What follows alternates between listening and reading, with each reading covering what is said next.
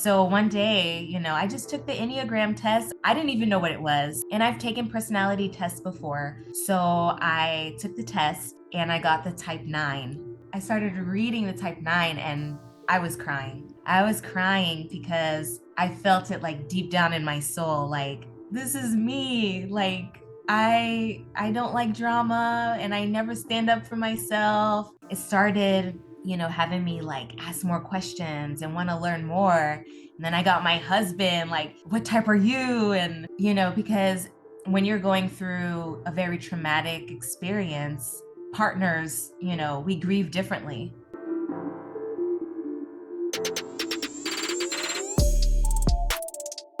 Hey, what's up, everybody? Welcome back to the show. I'm Larry Davis, and this is the Growth State of Mind. And today, I'm having a conversation with Myrna Scales. And we're just going to talk about her personal story. And we're also going to talk about personal growth through the Enneagram. And so, let me introduce you to my guest. My guest is Myrna Scales. Myrna is a certified Enneagram coach, and she's just passionate about helping people to discover their Enneagram type. She's a wife. She's a mother of, is it two boys? Yes, two boys. Two boys. Okay. Well, hey, I'm excited to get a chance to talk to Myrna. Um, I've been looking at her content. I mean, she's got a lot of great things to share with us. And so without further ado, welcome to the show, Myrna Scales. Hey, Myrna, what's going on? Thank you, Larry. Thank you for having me. I'm so excited to be here to share my story and share my love of the Enneagram. I know a lot of people probably don't know what that is, so I'm excited to explain and dive into it. Yeah, I'm excited for you to dive into this because I personally love the Enneagram. I love it. Um, I took it probably it's been a couple of years, but I love it. It explained so much to me. It opened up so many things that things that I couldn't explain. Once I took the Enneagram, I now understand. Okay. Oh, wow. It just opened my eyes. And Yeah. so I took it, and I'll say right now, my uh, Enneagram is I'm an Enneagram one. So I'll just leave that right there for now, and we'll probably come back to that. But Yes, definitely. so Martin, let's just jump into it. Let's well, first of all, let's kind of just share your personal story. Just take us back, share your personal story of how you just got to do what you're doing today. Like we're doing the Enneagram, being an Enneagram coach. Like, how did you get there? Yeah. So in April 2018, I had my youngest son, Elliot, and everything was great. Delivery was great. Both my boys were super healthy when they were born. And when he was about 3 months old, I was holding him, playing with him, tickling him, and he was giggling. And he turned a certain way. And then I saw this huge lump on his belly. And, you're changing diapers all the time. I'm sleep deprived, just trying to figure out like how to take care of a toddler that's 3 years old and a baby. And so I called my husband over and I was like, did you see this? Like, what is this? And I'm like, we need to bring him to the doctor tomorrow to check this out. I honestly believed it was constipation. I was like, maybe he needs to drink some more apple juice, prune juice. That's what they usually tell you to give babies. So I didn't really think anything more of it, but I am one of those people that is like, if there's something up with my babies, like we're gonna go to the doctor, you know? And so the next day we brought him to the doctor, and that day changed our lives.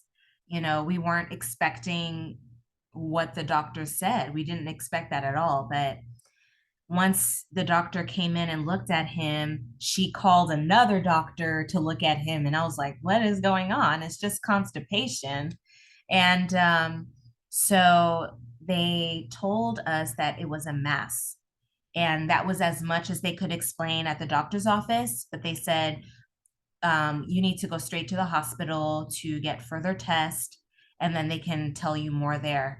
We already called the hospital to pick you. They're waiting for you.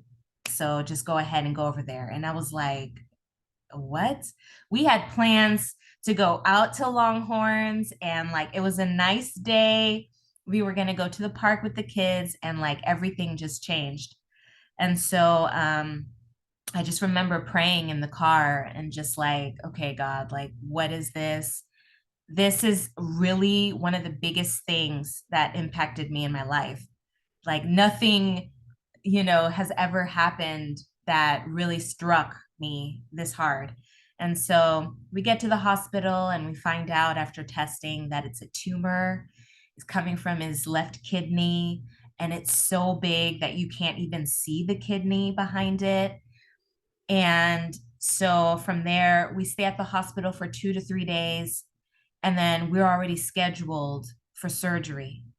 We're meeting with the oncologist, and it's just like everything changed in one moment. Trying to be there for our oldest and like still happy with him, not scaring him, and being there for our baby who has no idea what's going on. So it was a crazy, crazy time. But I can express deeply that, when something in your life happens, at the time, you don't realize why it's happening. But later on, you're like, wow, like this had to happen. I had to go through this journey. So that's exactly what happened to me. I've always been like this people pleaser, pushover, the nice girl. And I've always asked myself, like, why am I like this? Why do I feel like what I say, my opinion doesn't matter? Why is it that when someone asks me how I'm feeling, I just go with the flow because I don't want drama? And it's like this, like you're saying your type, like when you feel a certain way and you have that habit, like it's part of you and you can't change it. It's so uncomfortable to be more assertive. And so I started asking questions about this because it was such a hard point in my life.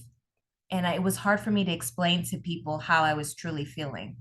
I felt like I was always like, yeah, I'm fine, I'm good, where I was just like going crazy inside of my head. And like I was angry and sad and all of these different emotions. So one day, I just took the Enneagram test. I didn't even know what it was. And I think I saw it on Instagram or something. And I was like, this looks cool. And I've taken personality tests before. So I took the test and I got the type 9.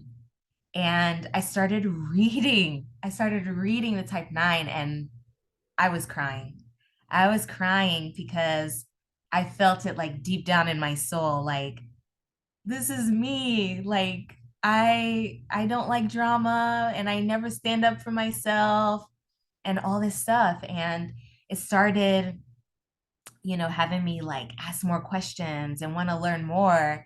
And then I got my husband, like, what type are you? And, because when you're going through a very traumatic experience, partners, we grieve differently. We're different people. And at times when we first found out about the diagnosis, I wanted to be more emotional and talk about it and research it. And my husband wanted to kind of just like, okay, we're following the doctor's order. Like, we don't need to talk more about it. It's just making me more sad.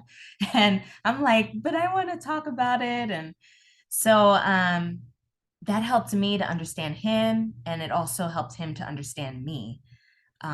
So the Enneagram has really just like transformed my life. And it took me a while to finally take the step to become an Enneagram coach. But I'm so glad I did because I feel like it can help so many people. And I think a lot of people might think that, you take a test or you find out your type, and then it's like, oh, well, I'm a type 9, I'm a peacemaker, I'm a people pleaser, that's what I am. But that's not what the Enneagram is for. It's for a tool, it's a tool to help you grow. not to keep you in a box, to help you grow into what you can be. And I'm happy to be a type 9. I love it. But there are things that I can keep reaching for, even if they make me uncomfortable. So yeah, it's a great resource. That's how I got into this. Wow. Well, that's man, that's a amazing story, and I I can't even imagine. I got two boys myself, and I can't even imagine what you were going through at that time. I mean, wow, it's whoo. I mean, how's Elliot now? Oh my gosh, Elliot is doing so well. He's 5 years old. He just started kindergarten last week. He still gets his 6 month checkups. So, like x-rays and blood work and ultrasound, all that stuff. And so far, so good, so we're just thankful. It really changes your perspective when something like this happens.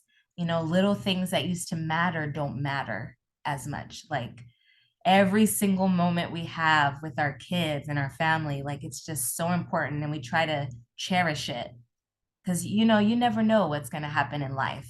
It's just real exciting to see where he's come from and where we've all come from through his diagnosis. Are you tired of feeling overwhelmed? Do you find yourself constantly battling negative thoughts? Well, I created a resource that I believe that can help. The majority of fights in life are fought in our head. And so the question is, how can we start to win these battles? Well, that's why I created a 7-day Bible plan called Mind Over Matter, Winning the Battle in Your Mind. This is a 7-day Bible plan that helps us learn how to combat the negative thoughts and get rid of irrational beliefs and begin to win the battle in our minds using God's Word as our strategy. Imagine waking up feeling empowered and ready to conquer any challenge that comes your way. When you win the battle in your mind, when you have mind over matter, you can do just that. You'll learn how to reframe your thoughts, replace self-doubt with self-belief, and develop a positive mindset that will lead you in the right direction. The 7-day plan is called Mind Over Matter, Winning the Battle in Your Mind. There's a link in the description below. You can click on that link and get the 7-day plan delivered to your inbox every day for 7 straight days. Just use the link in the description below to sign up and start winning the battle in your mind. Your story is amazing, and it's yeah, you said a lot of things there, and definitely about the Enneagram. You're right. The Enneagram is not just something that is supposed to just box you in to something that you have no way out. And you're right. That's not what it's for. I've done my research on it. I've read a couple of books on it. One of my favorite books is, I got like 2 books on it, 2 different books. One of them is kind of, I don't really understand it, but the one I like is called The Road Back to You. Have you read that Yes, one?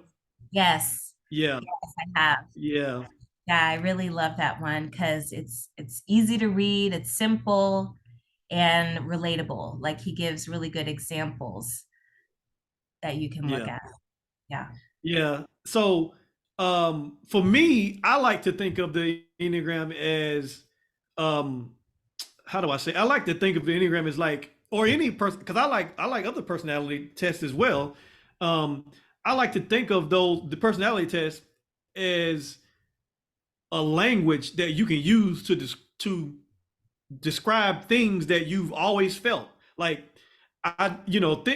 once I took the Enneagram and the other personality tests, I discovered a kind of ways to say things that I've always felt, but I didn't have the language to put around it, right? Yeah, And that's the way I kind of look at it, and that's why I encourage other people to take it, because it's going to help them. Like you said, it's gonna unlock things that it's gonna the light bulb is gonna go off when you take it. So exactly.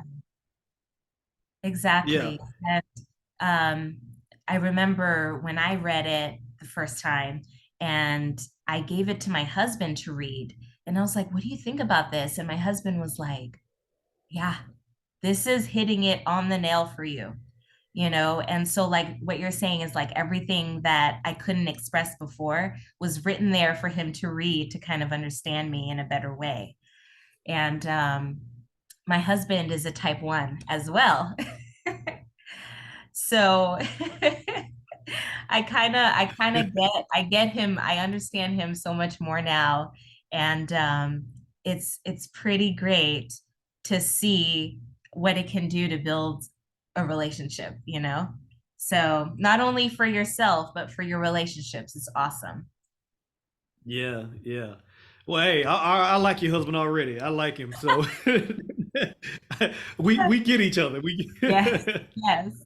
um, but yeah. So, well, let's talk about. So as far as okay, the Enneagram, like you said, it's a tool that can be used to grow yourself, and we talk a lot about personal development, personal growth on this show. And so, like, what do you believe that personal growth is? Like, how would you define like personal growth? How would you define it? Yeah. That's a really good question. Um, it's changed a lot throughout the years, but I think after the journey that I've been on and where I'm at now, I feel like personal growth is being self-aware. I feel like a lot of times, we're stuck in this cycle of the same habits and we keep asking, why are we doing this? Why are we doing this?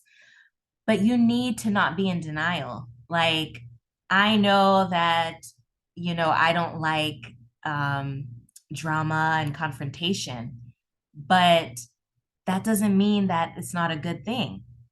And I need to be self aware and say, hey, I know I don't like it, but there are confrontations, there are hard conversations that need to be had. So even if it's uncomfortable, I need to do them. And that's when the growth is happening. And I feel like that with a lot of people, and going into the Enneagram more deeply, you have your wings, which are the numbers, the neighbor numbers that are near your type. And so I have a wing 8, which is a challenger, and a wing 1, which is a perfectionist. So um, I feel like most people can use both wings. Some people lean more to one wing. But what I've been trying to do in my growth is lean more into my wing 8 because that's hard for me. My wing 1 is there. I'm a perfectionist. It takes me forever to get things done because I want it to be perfect. So I don't have a problem here. It's that wing 8 where I need to challenge other people if I don't believe something. I need to be more expressive. And my husband has even told me, like, wow, like you really stood up for yourself. I like that, and he's supporting me so I can do it more often. And so personal growth is self awareness, knowing where you're at, the habits that are keeping you stuck, being aware of them, and then doing the things to grow and become a healthier version of yourself. Yeah, that's so good. That's so good. You yeah, so it's like because and something you said, it's about self-awareness. I read a stat and I talked about this on my last show that only about 15% of people are self-aware. And the other 85% of people are not. Like they're not self-aware. They're just kind of going through life not really in tune with how they are showing up in the world, not really in tune with themselves. I Yeah. mean, yeah, they know themselves, they know who they are, but they don't really know because there's a difference between okay, knowing what you're doing and knowing who you and also knowing how other people experience you. Like some people have no idea how other people experience them.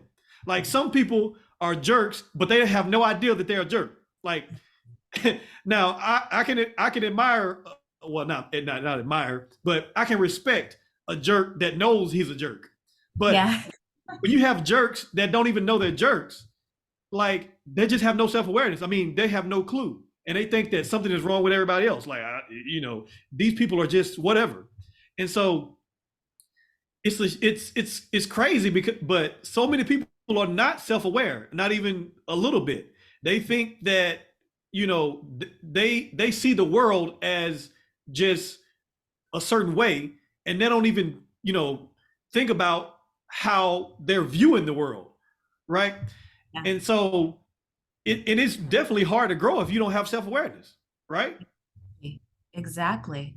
It really is. And like you're saying, like a lot of people don't know how they come off to other people and they think everyone else is to blame. And that's just not a healthy state of mind. It's not a healthy mindset. It's better to be self-aware and to, think about what is it that I'm doing that I can do better instead of thinking that everyone else is wrong. So I just love the Enneagram for that reason because it puts you on the spot. It, puts your motivations like right in front of you. Like what motivates you for every decision that you make. And for me, it's avoiding confrontation. So, for years and years, every decision I made was like, oh, it's going to be too hard. Oh, it's going to be too risky with that person. I'm not going to do it. And I realized, like, man, I'm living my life for other people. I'm not taking that chance. I'm not doing that thing because of other people. Like, that really, really stood out to me. And for all the other types, there's that motivation that, drives you to make your decisions. And it's important for you to know why you keep doing what you're doing. And then it's your choice if you want to pivot, if you want to change that thing, or, if you're good, you're good. Yeah, Yeah. yeah, yeah. I know some people listening to this or watching this may not even know the Enneagram, or I'm sure that people are watching this and don't really know it. If we can just run through the types real quick. I think it's like nine types, right? Yeah. Yeah. If we can just run through the nine types and just kind of say what they are. I can't even remember. If you can't remember all of them, that's fine. But um, I know what one is. I know one because I'm a one. A one is a perfectionist. Yes. A and for me, like a one, it's um, we're the people who we have a we believe that we believe that things should be right and in order. Like it's really we have a I wouldn't say we're people of justice, but we know that the world is supposed to operate like this. And when it doesn't operate like that, we're we're frustrated because everything is supposed to line up the way, and so and that's why I do what I do, is because I believe that everybody has purpose, and I believe that everyone should grow and learn and just achieve and reach their potential. Um, and what kind of drives me to do that is because I think that everything should be a certain way. I think that people should be a certain way. The world should be a certain way. And that's just the way I see the world. It should be Yeah. a certain way.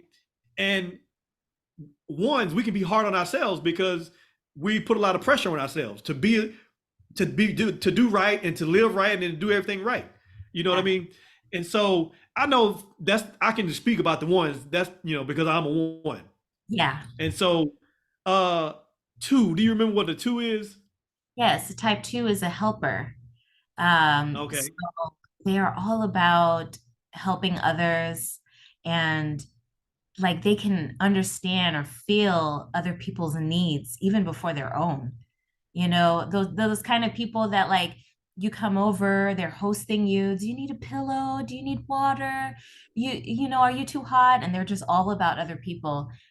Um, they are very giving, but at times they can be giving so much that they get burnt out. and maybe sometimes expect other people to be grateful for all the giving they're doing. And, they might not feel as appreciated. Uh, and they kind of feel like they don't want to be abandoned or left alone. So that cycle continues. They try to be helpful to everyone because they want to feel needed. So that's Okay. type two. That's two. Um, Okay. Three. the type three is the achiever. Yeah. So these are the people that are on Instagram and YouTube probably, like they're okay being out, on video and expressing themselves. They always have to have that image, you know, looking good, looking fresh, I have it together and I'm going to succeed, succeed, succeed because that's how they feel worthy. They feel loved with the amount of success. And the hard part is that's a lie they're telling themselves. Like, you think that once you make it there, it's going to be done. No, you're going to keep wanting the next thing, the next thing, the next thing. Um, but yeah, they're achievers and they're all about success. And Yeah. mhm, When I read the Enneagrams, I thought when I was like just kind of reading the overview, even before I read the book, The Road Back to You, because that book tells you the it gives you the overview of everything, and then it also tells you, okay, kind of the shadow side of, you know, the good things and then the bad things, because all of the Enneagrams have a thing to where, okay, when you do this and this and this it's great. yeah, And I think they kind of say, okay, when you're at your most healthiest, this is how you are, and yeah, then when you're not so healthy, you might act like this, right? Um, but even before reading all of that, when I first kind of read all of the Enneagrams, I was like, man, I want to be a three, because it sounds good. Like you're gonna get stuff done, you're gonna be successful. Like that's all I saw. It's like being successful and achieving, and it looks good. It looks. I was like, man, I want to be a three. yeah, but yeah, but there's also the other side of being a three, like you said. You know they they're validated by their success, and they want to, and then when they're not successful, that you know it tanks them, yeah. right? Makes them. It really does. Like that's how they feel their worth. And it's hard for them to not feel that way. So there's the great side of it because they are go-getters, but then there's the side of it where it's like, man, that must feel really hard, you know? So Yeah. there's the type four, and that's the romantic. These are the people that are they want to feel special. They want to feel different. Um, they want to feel unique. So they might shop at Goodwill and like want to get the vintage pieces. Like they just want to be different because they have that need to feel special and they might deal with envy. They want to feel special because they don't feel like they're special enough. So it's kind of like, okay, they don't feel special. So they try extra, extra hard to make themselves more unique to stand out. They might be a Yeah. little more dramatic. You might see like actors and actresses as type fours, poets, artists. Yeah, I knew an Enneagram 4 really, really, really well, really close. Yeah. I'll just say that, really close. Yeah. And this person, I mean, like you said, it was just, if I can just sum it all up, it was highs, and low lows. It was Yeah. like this person was, expressive, artistic, creative, and it was great. Uh, but on the other hand, this person was also really, really dramatic, super Mhm. emotional, and it was just like when this person is up, they're up there. They feel good. They make you feel good. We're rocking and rolling. But when they're down, it's like, oh my god, like the world's coming to an end. I'm gonna die, you're gonna die, we're all dying. Don't you see me crying? Like it was just, it's just. Yep. I was like, oh my god, you Yeah. know. Yeah. They're that friend that if you have really bad news, they're gonna sit and cry with you, and they're okay sitting in that sadness. They'll be like, yeah, let's listen to Adele and cry it out, and like they're okay with that, and not everybody, is okay with that. Yeah. So Yep. the type, oh, were you gonna say something? Go ahead. No, yeah, I was gonna say, yeah, we can get five. What five? Okay, so type five is the investigator. So Okay. they might be the more introverted person. They're more the person that's observing. They like to be knowledgeable, before they go into any situation.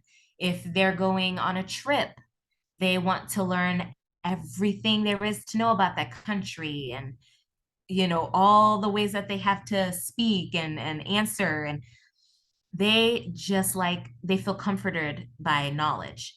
And they also have a low battery life for being around people. So you might see they're at work all day, and when they come home, like they need to be alone.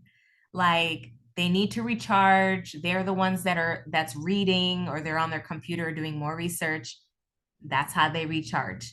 Some people might think that's rude, or, oh my gosh, like she never comes out or whatever, but that's just them. They're really kind people, and they will talk nonstop about things that they know, but they have to know about it and be interested in it. So I don't Okay. know a lot of type fives really, but type six is the loyalist. So these are the people that are just, they're very family oriented. They're loyal. They're the ones that are, checking up on everyone, and if there's a vacation to be set up, they're the one that's like preparing, like let's make a group text. But at the same time, if you do something to hurt these people or you betray them, like they're done. Like that's it. They're not going to trust you anymore. And I'm trying to think what else. They deal with anxiety. So they like to be prepared. They want to feel safe. So if they go to the movies, they're going to be the ones that's like looking for the exit door, how far is the bathroom? Like they need to be prepared for every kind of situation. Okay. Okay. Okay. And then the type seven is the adventurer, or the enthusiast. And these people are so fun. They can bring lots of energy to any room. Um, they like to leave their calendars open because they just want to go to the fun thing. They're not going to tell you, hey, I'm going to be there. They're like, oh, I'll let you know like a few hours before. They have to leave their calendars open. So they're fun, and they just want to be happy all the time. But the downside is they deal really, really, really, really badly with anxiety, and the feelings that they get that hurt them, the sad feelings, they don't want to deal with it. They want to numb out. If you tell them like, hey, let's talk about this, no, it's fine, let's go watch a movie. Let's go hang out, we don't have to talk about it. Look, I'm over here. And look, I'm over here about to jump out of my seat because I'm married to a seven. Oh My wife yeah. is a seven. My wife is a seven, and oh my god, I mean, you're right. Like you said, they're the enthusiasts. They're fun. They're the. I mean, it's a party. It's Yep. just it's amazing. That's what I love about her. That's what I love about her. I love her spirit. I love she's just she's just it's just fun, excitement. You know, but on the other side, like you said, the whole like I'm she don't listen to the show anyway, so it's okay. She don't listen. But anyway, but like you said, when it comes time to, I'm a one, so I'm a perfectionist. So I'm trying to Yes. plan. I'm trying to, hey, let's book these dates. And she's like, oh yeah, we can book later. I'm like, no, let's book it now. We got time. I'm like, no, we need to book. We need to book this thing now. And Yes. so it's like, yeah, no, we got time. And I mean, and she's always like, I mean, it's always fun, fun, fun, fun. Even Yeah. when I'm like, and I'm telling all my business. But even when I'm like, I'm mad, I want to argue about something. I want to argue, and she's like, "No, let's have fun. Let's party." No, and I'm like, "No, I want to Exactly. argue." And so I can't even start an argument with her because she want to have fun. So it's just, Exactly. you know. But yeah, but no, I love my wife, but yes, she is definitely a seven to the T. Yes. She's a Yes. seven all the way. Um, so yeah, that's the type seven. They're fun, Yeah, but they're spontaneous. yeah. Yeah. And the type eight is the challenger. So just by the name, and these people, they know who they are. They know who they are. Um, and everyone else knows who they are.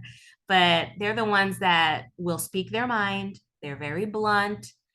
They're okay with drama. They're okay with confrontation. They're okay with feeling their anger, which is good. It is good. But if they're not healthy, they can come off as like a tyrant, dictator type of thing. Like, you know, if it doesn't go my way, then, I'm just going to be upset the whole time. But these people, I kind of like think of what dessert? Like a hard shell, and then it's like ooey gooey inside. I'm trying to think. Mm, Any chocolate bar, I guess. But like yeah. they come off as really, really tough and really, hard, but deep inside, they're really caring, soft people. And the reason why they put this like hard shell is because they don't want to feel like victims. Maybe one time in their life, like they felt like they got really hurt. And at that point, they said, I'm never going to let someone or something hurt me like this again. And then so they are very hard, at trusting people. So, like, you have to be very real and genuine with them. You have to speak directly with them. That's what they like. They don't like fluff and fake, you know, but they make great leaders. If something needs to get done, if there's an emergency, these people, they're the ones to go to. Like, they're gonna step up. And So then nine, the nine, you're a nine. yes, me, type nine, peacemaker. Um, I love peace. I love I love not having drama, and I'm a mom with two boys. There's always fighting and all this stuff. And like I've had to learn to be like, you know what? They have to fight it out. They have to, be able to deal with this. And I can't stop every fight and be like, hey, let's watch a movie and, let's sing Kumbaya. I can't do that. I need to let them, deal with it. And so, we feel like our opinions don't matter, somewhere down the road, maybe intentionally or not, we felt like what we were saying or what we had to say didn't mean anything.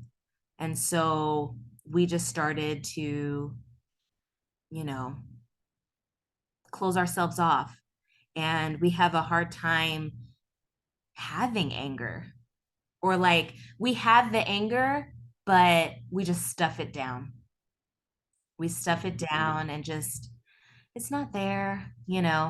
And there's this analogy that I heard of that just makes so much sense, because the type 1, the type 9, and the type 8, we're in the gut triad.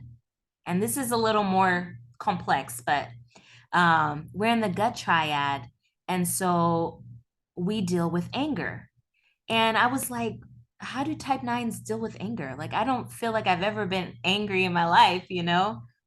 But someone said that if you take a Pepsi bottle and for a type one, you can shake that Pepsi bottle and then you open it just a little bit. And so their anger comes off as annoyance, frustration. Like, I'm a type one. I never get mad. I'm a good person. I don't get mad. But yeah, that thing annoyed me. And that anger might come off as passive aggressiveness. So just a little bit. And then um, a type eight, you shake that bottle and you just let it out and it just explodes. And then after it explodes, they're okay. They're like, oh man, I got that off my chest. I'm good. And then a type nine, you shake that bottle and you leave that top on and it just sizzles.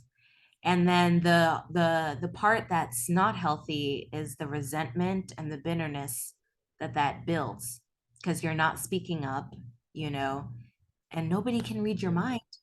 Nobody can read your mind. And so I always thought that was a good analogy to give to understand how we deal with anger. Yeah, that's a great analogy. As a matter of fact, that's a great analogy. Yeah. I'm glad you said that. Yeah, that was good. That's good. Um, so that was all of the Enneagram types. Yeah. Everybody falls into one of them. Um, and then it goes much deeper than that. There, you got the wings and you got all of that. Yeah. And so we don't have enough time to talk about all of that. So let's as we come to a close here, like how can a person just take all of this, whatever their type is, if they even just get started, like how can they take this system and this personality typing system and use it to experience personal growth, personal development, to be a better person. Like how could they take this stuff and use it to be a better person? Yes.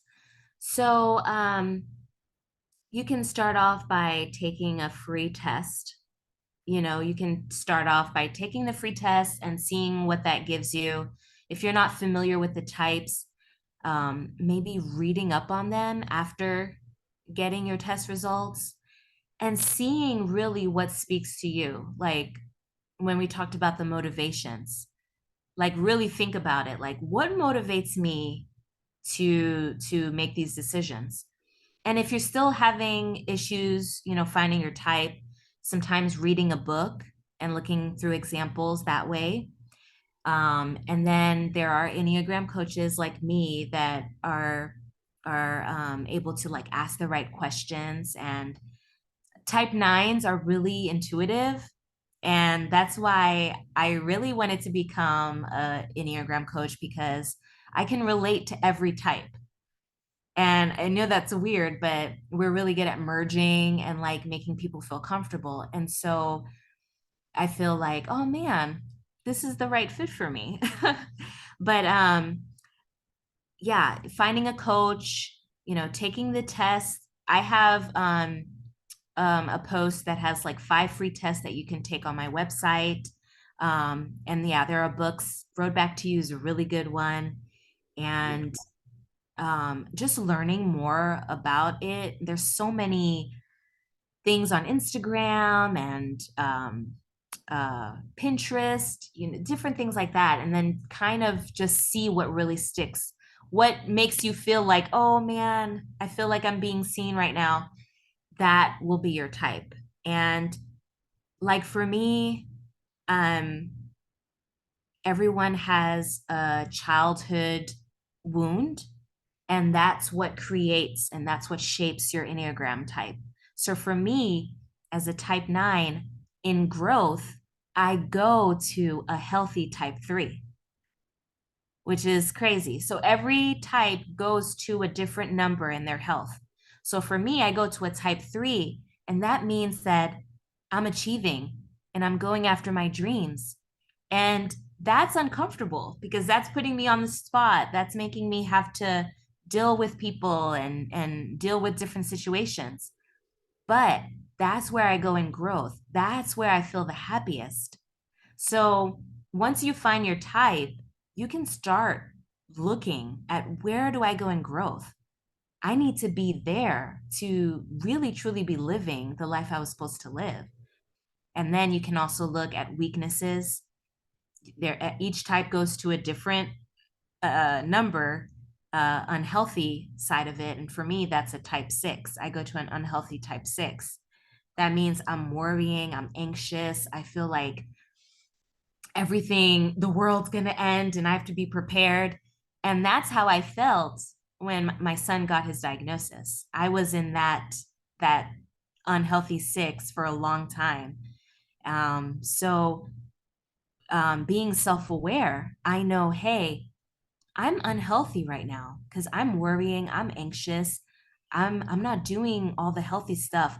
What do I need to do to get back to health? What do I need to, take a step back from to get back to health? And that's how the Enneagram helps you grow. Wow, man, this has been good. That's this is so needed. People need to know themselves. I mean, it's hard to achieve anything. It's hard to be in relationship with people. It's hard to do anything when you don't really know yourself, when you don't know how you're coming off, and you don't know what areas to work on. And so that's what this does. It lets you see those areas where that you can work on. And so this is so good. I love the Enneagram, and I recommend that you take the test. Get with Mert. Like, okay, what is your? Let us know how we can connect with you, your website, your socials, or whatever. Like, let us know how we can connect with you if they want to find out more information about the Enneagram. Yes. So I have a website that's specifically for the Enneagram. It's nine, the number nine, wing, WING one, the number one.com. So it's my type, and I have blog posts on each Enneagram type, the different wings, and I'm going to be adding more tools on there. And I have some books and resources that are going to be coming out soon. I'm also on Pinterest, Nine Wing One Enneagram, and I'm also on LinkedIn under Myrna Scales. So yeah, reach out. I'd love to talk to anybody about the Enneagram because I love it so much. Okay, cool, cool. Yeah, I will, and I'll also make sure all of that is linked up in the description. And I'll also drop a link to the book, the Road Back to You, the Enneagram book, the Road Back to You. I'll drop all of that in the description, and so people can go to that. Um, Hey, it's been I've had so much fun talking about this. I love talking about the Enneagram. I can talk about it all day. I just love this stuff, and I love personality tests in general because it has opened my eyes, and so I just love talking about this stuff. So thank you for coming on the show. Thank you for blessing our listeners, and I feel like that everyone should get something out of this conversation that we had today. So Myrna, thank you for coming on the show. Thank you so much, Larry. It's been really fun, and I love the Enneagram. I could talk about it all day too. So yeah, it's been great. Hey everybody. Hey, I hope you enjoyed my conversation with Myrna Scales. That's it. That's all I've got for this episode. Thank you for tuning in. Listen, if you like the show, please rate it, leave a review in iTunes, Spotify, or wherever you're listening. If you're watching on YouTube, like it and share it with somebody who you know can benefit from it. And I know you know someone who can benefit from it. You know somebody who is either annoying or whatever.